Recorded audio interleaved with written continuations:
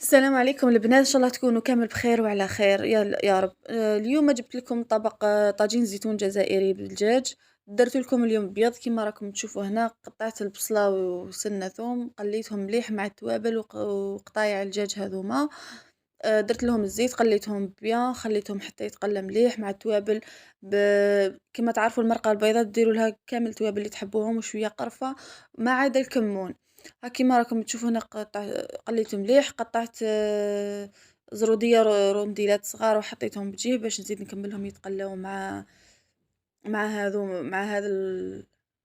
هذا القدرة.